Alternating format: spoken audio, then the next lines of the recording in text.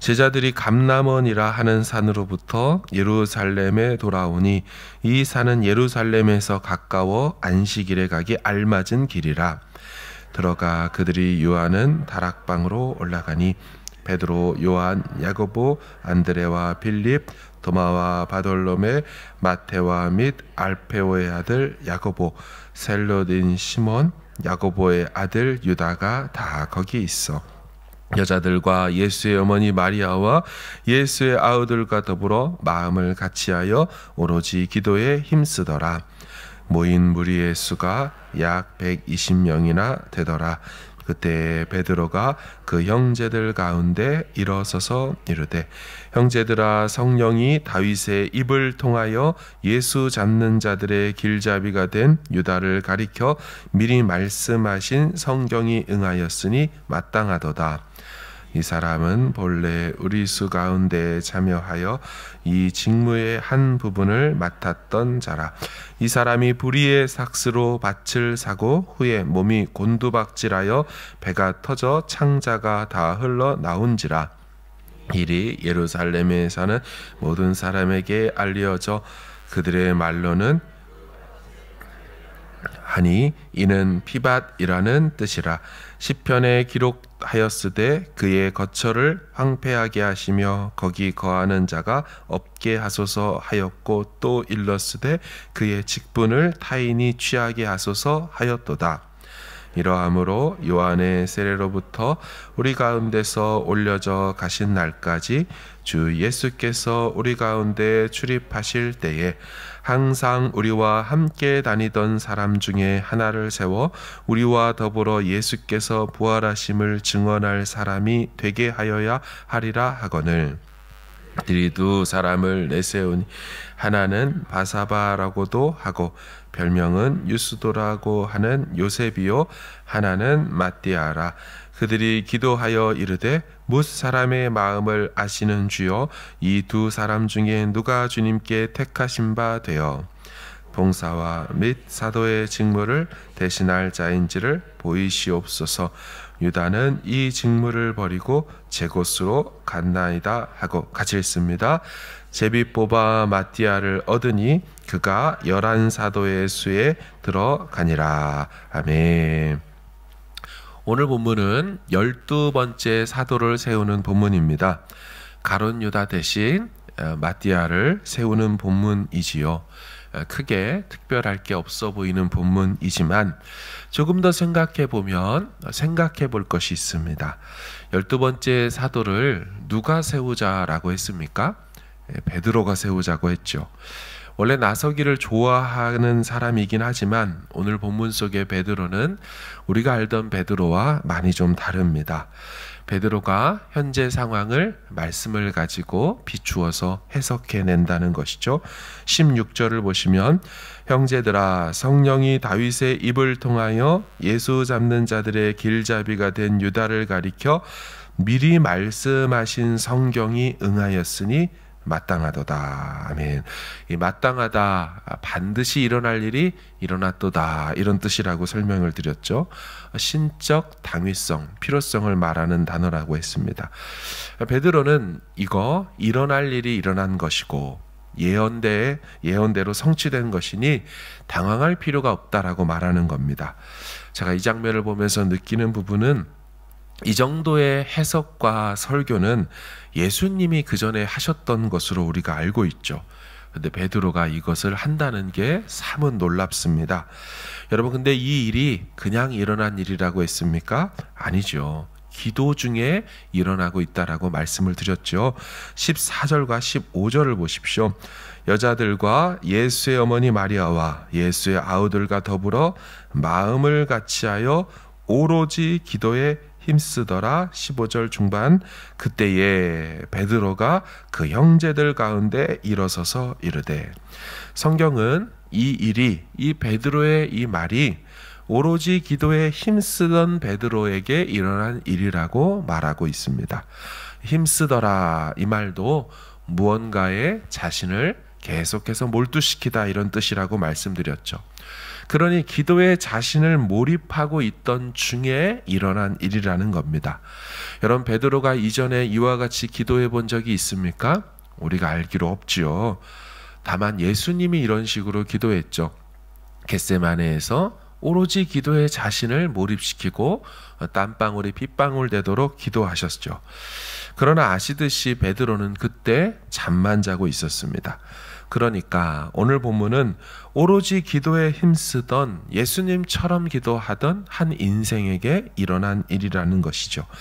예수님 말씀에 뒷북치고 엇박내고 방해하며 문제 일으키던 베드로가 기도의 자신을 오로지 드리고 몰두하자 새로운 시각이 열려서 상황을 말씀으로 해석해내고 당황해하지 않으며 새로운 대안을 제시하고 있더라는 겁니다. 여러분, 그러면 베드로만 기도했습니까? 아니죠. 모인 모든 무리가 오로지 기도에 힘썼다라고 했습니다. 그래서 12번째 사도를 세울 때 잡음이 없었다라고 말씀했죠. 왜 12번째 사도를 세워야 됩니까? 왜 그런 의견을 냈습니까? 이런 말을 하는 법이 없습니다. 교회들마다 우리처럼 예배당을 이전하겠다, 아니면 임직을 하겠다 할 때마다 홍역을 알 수가 있지요. 왜 저 사람이 후보가 되었냐? 지금 갈 때냐? 왜 거기냐? 왜 나는 안 뽑아주냐? 이런 말이 나올 수 있지만 오늘 본문을 보면 모인 모든 무리가 오로지 기도에 힘쓰자 잡음이라는 게 없었습니다. 건강하게 12번째 사도가 세워지고 새로운 사도 공동체가 탄생하게 되었습니다. 사랑하는 여러분, 늘 기도에 힘쓰는 그런 교회, 그런 가정 되기를 주의 이름으로 축복합니다. 이 적용은 가정에도 마찬가지죠. 늘 기도에 힘쓰는 가정은 잡음이 생기지를 않습니다. 잡음이 생겼다가도 금세 쏙 들어가지요. 사탄이 우리의 마음을 흔들고 자녀의 마음을 흔들다가도 저들이 기도하며 하나님 앞에 뜻을 모을 때 성령께서 그 마음을 잡아주시고 다시 바르게 생각하도록 도와주시기 때문에 다시 그 마음이 평온하게 되죠. 그래서 문제가 일어나는 것처럼 보여도 기도할 때 다시 그것이 오히려 가장 좋은 방식으로 인도함을 받지요. 베드로도 기도하자 이 상황들에 하나님의 뜻이 보여진 것입니다. 여러분, 12번째 사도를 결정할 때도 잘 보십시오. 멤버들이 뭐 합니까? 14절에 오로지 기도에 힘쓰더라 라고 말했습니다. 그리고 마띠아를 잘 선출하지요. 늘 기도에 힘쓰는 공동체에 하나님이 어떻게 일하시는지를 보여주고 있는 것입니다. 마지막으로 오늘 본문은 그냥 사도를 하나 더 세웠다라고 해도 될 텐데 몇 가지 정보를 주고 있습니다. 먼저는 모인 무리의 수가 얼마나 되는지를 성경이 밝히고 있습니다. 15절을 보시면 모인 무리의 수가 약 120명이나 되더라 라고 말합니다. 왜 120명이라고 숫자를 굳이 콕 집어서 밝히고 있을까요? 보통은 성경은 무리다, 모임이다 이렇게도 표현하곤 하는데 여기에 120명을 밝히고 있는 것에 어떤 의미가 있을까요? 유대 전통에 의하면 합법적인 유대 공동체를 세우려면 한 도시에 유대 남자 120명이 있어야 한다라고 합니다.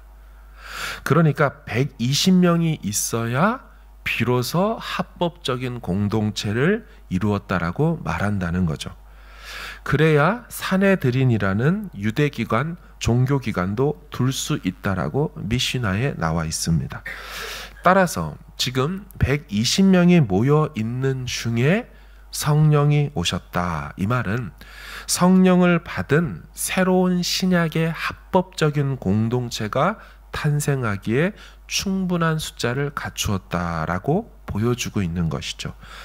그러니까 유대의 구약의 공동체를 대체하고 현재 있는 사내들인 공의회를 대체할 새로운 신약의 공동체가 이제 탄생하고 있다는 것을 보여주는 의미로서의 숫자가 충족되었다. 그것을 120명이라 설명하는 거죠. 그리고 왜 12번째 사도를 채워야 했을까요? 이런 생각이 혹시 드십니까? 사도행전 12장에 가면 사도 야고보가 순교합니다. 한 명이 빠졌죠. 근데 잘 보시면 순교한 사도 야고보 뒤에는 새로운 사도 12번째를 채우지 않지요.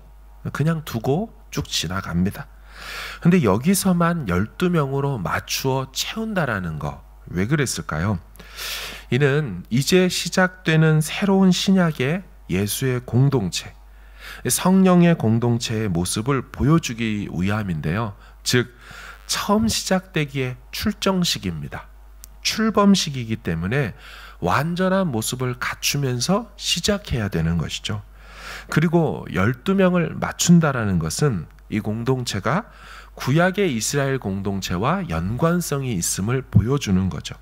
구약을 계승하는 공동체이며 그 구약을 완성하는 공동체라는 것을 보여주는 것.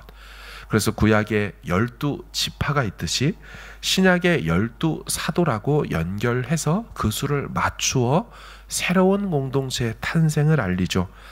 여러분, 12지파는 무엇을 상징합니까? 이스라엘이라는 나라를 상징하는 것이 12지파죠. 이 12사도도 하나님의 나라, 새로운 예수의 공동체가 시작됐다는 걸 상징하는 거죠.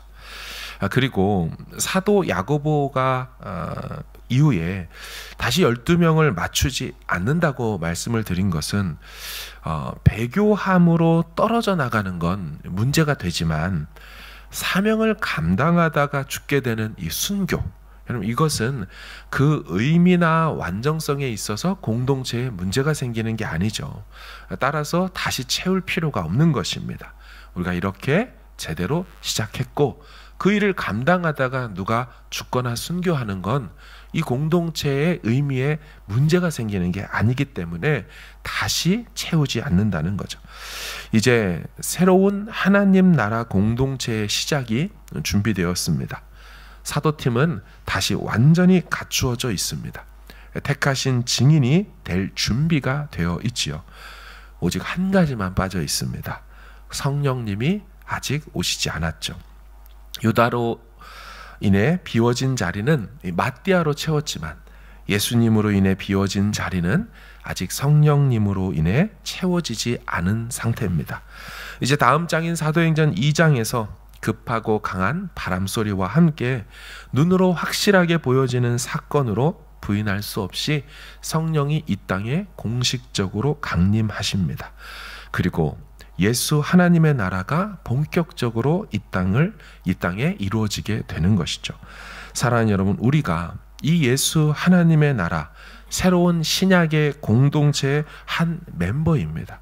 얼마나 자랑스럽고 얼마나 영광스러운 부름을 받았는지 모릅니다. 오늘도 보내신 성령님과 동행하면서 예수 하나님의 나라를 우리의 가정과 우리의 일터에서 기도함으로 순종함으로 이루어드리는 저와 여러분 될 수 있기를 주님의 이름으로 축원합니다. 아멘.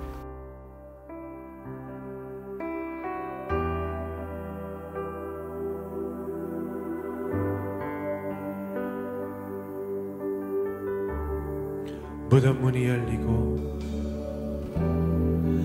무덤 문이 열리고 마른 뼈 살아나니 주로 인해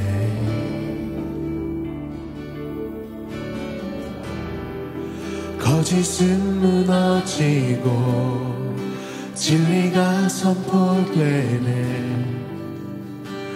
이곳에 무덤 문이 열리고 무덤 문이 열리고 마른 뼈 살아나네. 주로 인해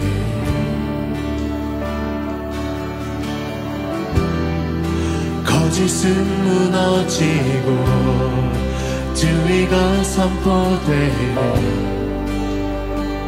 이곳에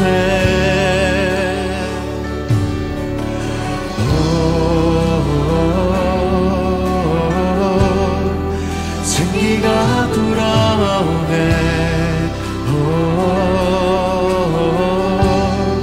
성령이 일하시네.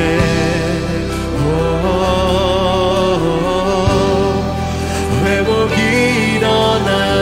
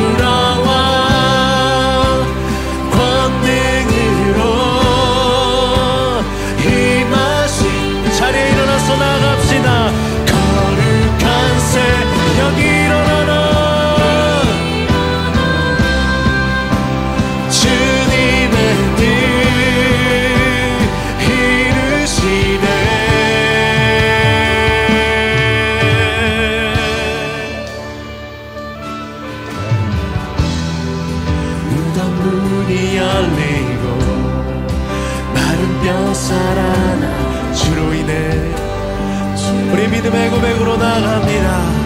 거짓은 무너지고 거짓은 무너지고 진리가 선포되네. 이곳에 무덤 문이 열리고 무덤 문이 열리고 마른 뼈 살아나네. 주로 인해